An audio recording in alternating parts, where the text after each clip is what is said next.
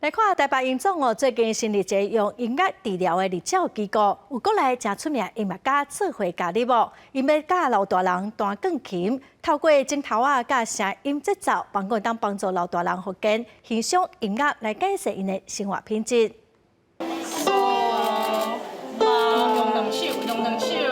几若台钢琴声为日照中心传出来，老师当咧教老大人安怎弹钢琴。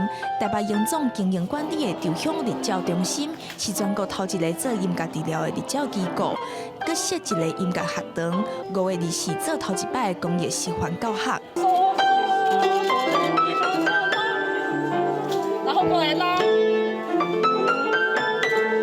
医师表示，要改善老大人的健康，非药物的治疗也真重要。因为音乐治疗的资源较少，所以无遮侪人来做。不过透过侪音乐家的帮助，无着17台钢琴或者是电子琴，即马音乐治疗就起行咯。我们知道说，过去的确有些研究显示可以改善他的类似这个忧郁的情绪还有这个认知的障碍那提升他的沟通能力。参加的长辈也感觉真趣味，表示家己是人生头一摆弹琴，也期待未来课程的进行。嘿啊，来遮就弹头一摆来弹，我毋捌弹的，足欢喜足心息。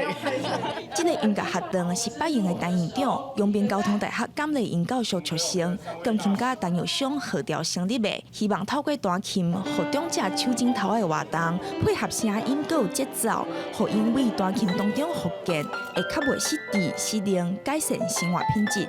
记者柯家轩、谢桂林台北采访报道。